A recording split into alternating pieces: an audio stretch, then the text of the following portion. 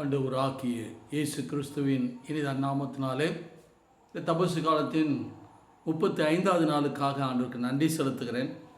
என்னோடு இணைந்து இந்த தியான வேளையில் ஆண்டு வார்த்தையை கேட்க ஆயத்தமாக இருக்கிற உங்களை கர்த்தர் ஆசீர்வதிப்பாராக. உங்கள் விசுவாசத்தை ஆண்டவர் உறுதிப்படுத்துவாராக. இந்த செய்தியை கேட்கிற வேளையில் ஆண்டவர் உங்களை பலப்படுத்தட்டும், உங்கள் விசுவாசத்தை உறுதிப்படுத்தட்டும். நீங்கள் ஆண்டவரை தேடவும் ஆண்டவர் நிலைத்திருக்கிற அனுபவங்களை பெற்றுக்கொள்ள ஆண்டவர் உங்களுக்கு உதவி செய்வாராக. இந்த நாளில் கூட சிந்திக்கும்படியாக ஆண்டவர் எனக்கு கொடுத்த வார்த்தை எபிரேயருக்கு எழுதின நிருபம் 5ஆம் அதிகாரம் 4ஆம் வசனம். எபிரேயர் 5:4. மேலும் ஆரோனைப் போல் தேவனால் அழைக்கப்பட்டால் ஒழிய ஒருவனும் இந்த கனமான ஊழியத்தை தானாய் ஏற்படுத்துகிறதில்லை. ஆரோனைப் போல அழைக்கப்பட்டால் ஒழிய ஒருவனும் இந்த கனமான ஊழியத்திற்கு தானாய் ஏற்படுகிறது இல்லை. என் அன்பு சகோதரனே, சகோதரியே, நீங்கள் ஆண்டவராகிய இயேசு கிறிஸ்துவை ஏற்றுக்கொண்டால், அறிந்து கொண்டால், நீங்கள் ஒரு ஊழியக்காரர்களாக இருக்கிறீர்கள் என்பதை மறந்து போகக்கூடாது. எப்போது ஆண்டவராகிய இயேசு கிறிஸ்துவை அறிந்து கொண்டீர்களோ, ஏற்றுக்கொண்டீர்களோ, நீங்கள் ஆண்டவருடைய சீஷராக இருக்கிறீர்கள். Those who are following Jesus Christ, they are interested to follow his footsteps, to become a disciple of Jesus Christ. நீங்கள் ஆண்டவரை பின்பற்ற விரும்பினால் நீங்கள் சீஷர்கள் என்ற உணர்வு வரட்டும். அதைத்தான் அன்று ஆண்டவர் தெரிந்து கொண்டார். ஆகவே எபிரேயர் வாக்கியம் எழுதும்போது அதை பதிவு பண்ணுறாரு. ஆரோனை போல அழைக்கப்பட்டால் ஒழிய ஒருவனும் இந்த கனமான ஊழியத்தை தானாய் ஏற்படுகிறதில்லை என்று எழுதுகிறார். இந்த ஊழியத்தை தானாய் ஏற்படுத்தி கொள்கிறவர்கள் ஆண்டவருடைய நாமத்தை துக்கப்படுத்துகிறார்கள். ஆண்டவருடைய நாமத்தை வீணிலே வழங்கி கொண்டிருக்கிறார்கள். ஊழியம் என்று பெயரில் சுயநலக்காரர்களாய் மாறிப்போனார்கள். ஊழியம் என்ற பெயரில் ஆண்டவருடைய நாமத்தை வீதிக்கு கொண்டு வந்து விட்டார்கள். என் அன்பு சகோதரனே, சகோதரியே, ஒவ்வொரு கிறிஸ்தவர்களும் ஆண்டவருடைய ஊழியக்காரர்கள், ஆண்டவருடைய சீஷர்கள், ஆண்டவருடைய வார்த்தைகளை அறிவிக்க வேண்டியவர்கள். ஒவ்வொரு கிறிஸ்தவர்களும் நீங்கள் இந்த உலகத்திற்கு காவலாளிகள். உன்னுடைய பெற்றோருக்கு, உன் உடன்பிறந்தவருக்கு, உன் குடும்பத்திற்கு நீங்கள் காவலாளியாக இருக்கிறாய். உன்னுடைய சபைக்கு நீ காவலாளியாக இருக்கிறாய். உன்னுடைய கிராமத்துக்கு, உன்னுடைய சமூகத்துக்கு நீ காவலாளியாக இருக்கிறாய். எப்பொழுது ஆண்டவராகிய இயேசு கிறிஸ்துவை அறிந்து கொண்டாயோ, இந்த தேசத்தின் மேல் பட்டயம் வருகிறதை அறிந்து அறிவிக்க வேண்டிய பொறுப்புக்கு ஆண்டவர் உங்களை வைத்திருக்கிறார். இதான் கனமான ஒரு ஊழியம். தேசம் அழிய போகிறது. தேசத்தில் இருக்கிற மக்கள் அறிவில்லாமையால் சங்காரமாய் கொண்டிருக்கிறார்கள். இதை அறிந்து அறிவிக்க வேண்டிய பொறுப்பு.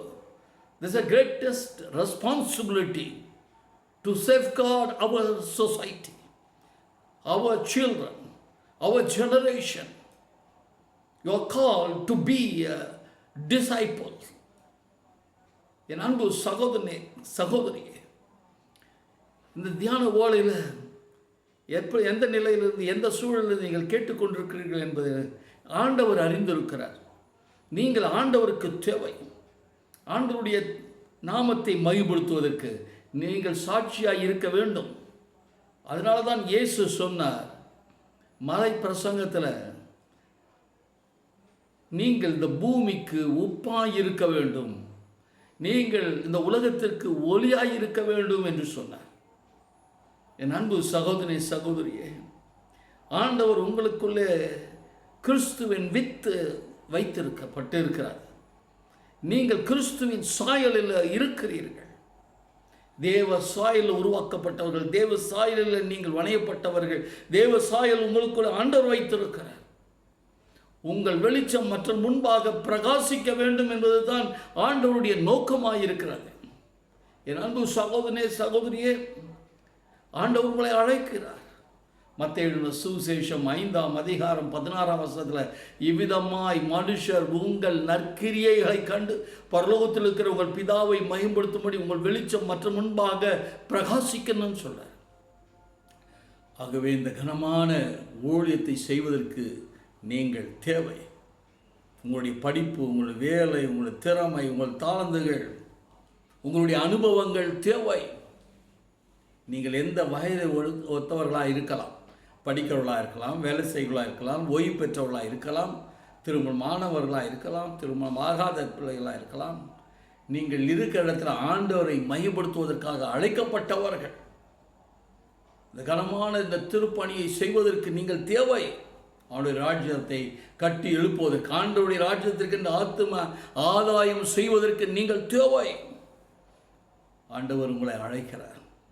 என் அன்பு சகோதரனே, சகோதரி, மத்தேயு எழுதின சுவிசேஷம் 16ஆம் அதிகாரம் 24ஆம் வசனம், மார்க் எழுதின சுவிசேஷம் 8ஆம் அதிகாரம் 34ஆம் வசனம், லூக்கா எழுதின சுவிசேஷம் 9ஆம் அதிகாரம் 23ஆம் வசனம், இவைகளை நாம் பார்க்கிற பொழுது ஒருவன் தன்னைத்தானே வெறுத்து தன் சிலுவையை எடுத்துக்கொண்டு என்னை பின்பற்ற கடவன் என்றவன். ஒருவன் என்னை பின்பற்றி வர விரும்பினால் அவன் தன்னைத்தானே வெறுக்கணும். அவன் சிலுவையை எடுத்துக்கொண்டு ஆண்டவரை பின்பற்ற வேண்டும் என்ற ஒரு அழைகூவலை ஆண்டவராகிய இயேசு தன் பிள்ளைகளுக்கு வைத்திருக்கிறார். என் அன்பு சகோதரனே, சகோதரியே, ஆண்டவராகிய தேவன் உங்களை அழைக்கிறார். அவர் உங்களுக்காய் காத்திருக்கிறார். என் மகன், என் மகள் இருக்கிற இடத்துல என் நாமத்தை மகிமைப்படுத்துவார், என் நாமத்தை பிரசவப்படுத்துவார், எனக்கென்று சாட்சியாக இருப்பார் என்று ஆண்டவர் விரும்புகிறார். ஆண்டவருடைய காரியங்களுக்கு என்று, ஆண்டவருடைய ராஜ்யத்தை கட்டுவதற்கென்று நீங்கள் தேவை. அதனால தான் இயேசு தெளிவாய் சொன்னார், ஒருவன் என் பின்னே வர விரும்பினால் அவன் தன்னைத்தானே வெறுத்து தன் சிலுவையை எடுத்துக்கொண்டு என்னை பின்பற்ற கடவன்.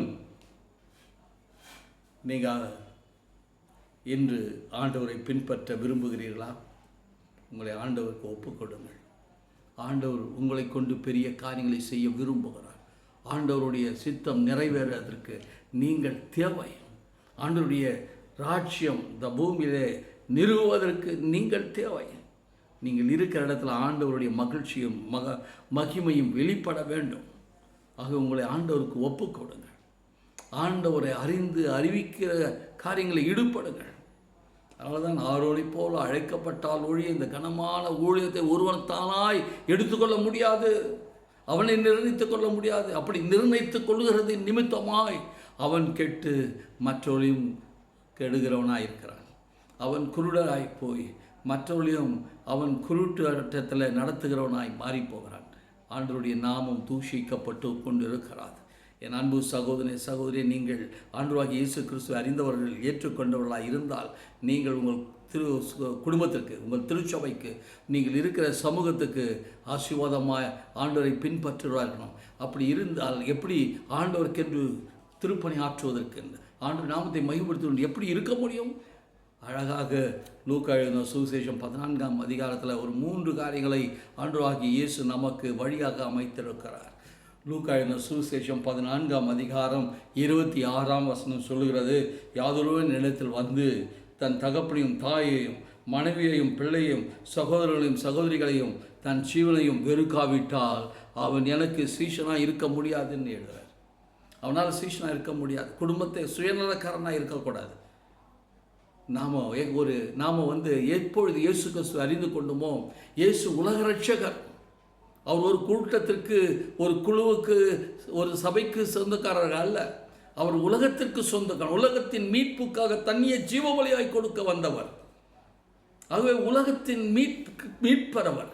அவரை அறிந்து கொண்டால், அவரை ஏற்றுக்கொண்டால், அவரை பின்பற்ற வர விரும்பினால், சுயநலக்காரர்களாக இல்லாமல் நீங்கள் உலக அளவில் யோசிக்கிறவர்களாக இருக்க வேண்டும்.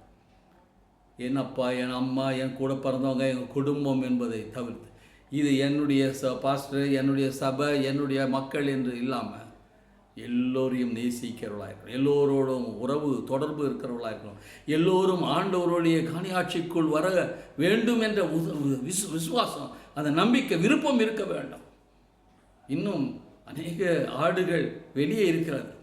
ஒரு நல்ல மெய்ப்பன் வெளியே இருக்கிற ஆடெல்லாம் தன்னுடைய மந்தைக்குள்ளே வரணுன்றது தான் அவனுடைய எதிர்பார்ப்பு. ஆகவே சுயநலக்காரர்களாக இராமல் பரந்த எண்ணங்கள், எல்லோரையும் நேசிக்கிற, எல்லோரோடும் இணைந்து வாழ்கிற ஒரு வாழ்வு அவசியம் என்பதை, அப்படி வாழ்கிறவர்கள் ஆண்டவருடைய திருப்பணி ஆற்ற முடியும் என்பதை ஆண்டவர் தெளிவாய் சொல்கிறார். ஆண்டவருடைய சீஷனாக இருக்க முடியும். சீஷன் என்றால் ஆண்டவரை பின்பற்றுகிறவன் என்ற அர்த்தம். இயேசுவை பின்பற்ற விரும்புகிறவர்கள், அவருடைய சீஷனாக இருக்க விரும்புகிறவர்கள். நாம் ஒரு member of the extended family என்பதை உணரணும். உலக அளவில் உலக ரட்சகரை அறிமுகப்படுத்தி அந்த எக்ஸ்டெண்டட் ஃபேமிலியில் நான் ஒருவனாக இருக்க என்னை அர்ப்பணிக்கிறேன்னு சொல்லி முன் வர வேண்டும். அதை தான் ஆண்டவராகிய தேவன் விரும்புகிறார். இரண்டாவதாக 27ஆம் வசனம், லூக்கா எழுதின சுவிசேஷம் 14ஆம் அதிகாரம் 27ஆம் வசனத்தில், தன் சிலுவையை சுமந்து எனக்கு பின்பற்ற விரும்புகிறவன் என் சீஷனாய் இருக்கிறான், பின்பற்றாதவன் எனக்கு சீஷனாக இருக்க முடியாது என்று எழுதுகிறார். தன் சிலுவையை எடுத்துக்கொண்டு வரணும். என் அன்பு சகோதரி சகோதரியே, உனக்குள்ளே இருக்கிற பாவம், மீறுதல்கள், மாம்ச இச்சைகள், சுயநலக்கால், இந்த உலகத்தை சார்ந்த காரியங்களுக்கு முக்கியத்துவம் கொடுத்து ஆண்டவரை பின்தள்ளி வாழ்கிற வாழ்வு இருக்கிறதே, அந்த வாழ்வுக்குரியவர்களாக இருந்தால் நீங்கள் சீஷனாக இருக்க முடியாது, ஆண்டவர்களுடைய பிள்ளையாக இருக்க முடியாது. நீங்கள் கிறிஸ்தவர்கள் என்று பெயரில் வைத்துக் கொள்ளலாம், ஆனால் ஆண்டவரை பிரியப்படுத்துவர்களாக இருக்க முடியாது. இவைகளெல்லாம் புறந்தள்ளிட்டு ஆண்டவராகி இயேசு கிறிஸ்துவை பின்பற்ற வேண்டும். அதை தான் இயேசு தெளிவாய் சொன்னார். தன் சிலுவையை சுமந்து கொண்டு என்னை பின்பற்றுகிறவன் என்னை பின்பற்றாதவன். நீங்கள் பின்பற்றுகிறீர்களா? பின்பற்றாதவர்களாக இருக்கிறீர்களா? பின்பற்றுகிறவர்களாக இருந்தால் ஆண்டவருடைய சீஷனாக இருக்க முடியும். கடைசியாக லூக்கா எழுதின சுவிசேஷம் 14ஆம் அதிகாரம் 33ஆம் வசனத்தில் அழகாக சொல்லப்பட்டிருக்கிறது. அப்படியே உங்களில் எவனாயிலும் தனக்கு உண்டானவைகளை எல்லாம் வெறுத்து விடாவிட்டால் அவன் எனக்கு சீஷனாக இருக்க முடியாது என்று எழுதுகிறார். தனக்கு உண்டானவைகளை எல்லாவற்றையும் வெறுக்கிறவன் சீஷனாக இருக்க முடியும், ஆண்டவரை அறிவிக்கிறவனாக இருக்க முடியும், ஆண்டவருக்கு என்று சாட்சியாக இருக்கிறவனாக இருக்க முடியும். தனக்குண்டான எல்லாவற்றையும் எனது எங்களது என்று சொல்லி தற்பெருமையுடையவனாய் சுயநலக்காரர்களாய் மற்றவர்களை நேசிக்காமல் மற்றவர்களுக்கு நம்ம வழியாக ஆசீர்வாதமாக இருக்க வேண்டியவர்கள் நாம் மற்றவர்களுக்கு இருளான வழியை காட்டுகிறவர்களாக இருக்கின்றால் நாம் ஆண்டவருக்கு சீஷனாக இருக்க முடியாது. நம்முடைய வெளிச்சம் மற்ற முன்பாக பிரகாசிக்கும். அதுதான் அழகாக லூக்கா பதிவு பண்ணுறார் சுவிசேஷத்தில், உனக்கு உண்டானவர்கள் எல்லாம் வெறுத்து விட வேண்டும், எல்லாருக்கும் எல்லாம் உரியது என்று எல்லாவற்றையும் பகிர்ந்து அளிக்க வேண்டும், எல்லோரோடும் நாம் இணைந்து வாழ்கிற ஒரு அனுபவம் மகிழ்ச்சி இருக்க வேண்டும். அதுக்கு தான் ஆண்டவராகிய தேவன் தெளிவாய் சொன்னார். ஆரோனை போல் இந்த அழைக்கார், இந்த கனமான ஊழியத்தை செய்வது கடினம் என்று சொன்னார். தானாக இந்த ஊழியத்தை எடுத்து செய்கிறவர்கள் அவர்கள் பின்வாங்கி போகிறார்கள், ஆண்டவரை மறுதளிக்கிறவர்களாய் மாறி போகிறார்கள், ஆண்டவருடைய நாமத்தை வீணிலே வழங்குகிறார். என் அன்பு சகோதரனே சகோதரி, நீங்கள் சீஷனாக இருக்க ஆண்டவர் விரும்புகிறார். ஆண்டவருடைய திருப்பணி ஆற்ற ஆண்டவர் விரும்புகிறார். ஆண்டவருக்கென்று ஆத்தும ஆதாயம் செய்கிற பணி, மகத்தான பணியை ஆண்டவர் உங்கள்கிட்ட கொடுத்திருக்கிறார். உங்களையும் உங்கள் குடும்பத்தையும் உங்கள் சபைகளுக்கு காவலாளிகளாய் அவர்களை நல்வழிப்படுத்துகிற ஸ்தானத்தில் பொறுப்பில் உங்களை வைத்திருக்கிறார். நீங்கள் எழும்பி பிரகாசிங்கள், உங்கள் ஒளி வந்தது. ஜெபம் செய்வோம். எங்களை நேசிக்கிறதான அன்பின் தகப்பனே, உம்முடைய ஊழியத்தை செய்வதற்கு, உம்முடைய நாமத்தை மகிமைப்படுத்துவதற்கு ஒவ்வொரு கிறிஸ்துவர் மேலே விழுந்த கடமை என்பதை உணரட்டையா. சத்தியத்தை சுவிசேஷத்தை அறிவிக்காவிட்டால் எனக்கு ஐயோ என்று சொன்னது போல பவுலடிகளாருடைய கூற்றின்படி ஆண்டவரை ஒவ்வொரு கிறிஸ்தவர்களும் கிறிஸ்துவை அறிந்து அறிவிக்கிறவர்களாக இருக்க வேண்டும், கிறிஸ்துவின் சீஷனாய் இருக்க வேண்டும், கிறிஸ்துவை தன்னுடைய சிலுவையை சுமந்து கொண்டு அவரை பின்பற்றுகிறவனாய் இருக்க வேண்டும். ஆண்டவரே, இந்த தியான வேளையில் என்னோடு இணைந்திருக்கிற ஒவ்வொருவருக்காக க்ஷபிக்கிறேன். அவருடைய ஒவ்வொருவரையும் தனித்தனியாய் பேர்பராய் தொடுங்க. விசேஷமான அபிஷேகத்தை அவர் மேலே வைங்க. பலவீனங்கள் மாறட்டும், வியாதிகள் சுகமாகட்டும், எல்லா விதமான பிசாசின் அந்தகார சக்திகள், பிரச்சனைகளின் கட்டுகளிலிருந்து, பிரிவினைகளின் கட்டுகளிலிருந்து, பலவீனத்தின் கட்டுகளிலிருந்து விடுவிப்பீராக. இயேசுவின் நாமத்தினால விடுதலை ஆகட்டும். ஆண்டவர் நல்ல சுகன் பலன் ஆரோக்கியத்தை பெற்றவர்களாய் உமக்கென்று இருக்கிற சாட்சியாக இருக்க கர்த்தருடைய பிள்ளைகளை ஆசீர்வதிக்க வேண்டும் என்று மன்றாடுகிறேன். உம்முடைய கரங்களை ஒப்பு கொடுத்து செபிக்கிற ஐயா, மனதிறங்கும் சுவாமி. இந்த 35வது ஆண்டவரே, இந்த தபசு காலத்தின் இந்த நாட்களில் ஆண்டவரே, உம்முடைய பிள்ளைகள் உண்மை அறிகிற அறிவில் வளர உண்மையிலே நிலைத்திருக்கிற அனுபவங்களை பெற்றுக்கொள்ள உண்மை ஆண்டவரே முழுமையாக பின்பற்றுகிற முழு மனதோடு முழு ஆன்மாவோட முழு இருதயத்தோடு ஆண்டவரை உண்மை பின்பற்றுவதாக இருக்க கர்த்தர் உதவி செய்வீராக. உம்முடைய கரங்கள் உம்முடைய பிள்ளைகளை ஒப்புக் கொடுக்கிறேன். அவருடைய விண்ணப்பங்கள் எதிர்பார்ப்புகளை நிறைவேற்றி அதன் மூலமாக நாம மகிம்படட்டும். இயேசுவின் நாமத்தினால் செய்ய நல்ல பிதாவே. ஆமென் ஆமென். நமது ஆண்டவராகிய இயேசு கிறிஸ்துவினுடைய கிருபை, பிதாவாகிய தேவனுடைய அன்பு, பரிசுத்த ஆவியானவருடைய அந்யோன்ய ஐக்கியமும் வழிநடத்தும் உடைய பிள்ளைகளோடு எப்பொழுதும் இருப்பதாக. ஆமென் ஆமென்.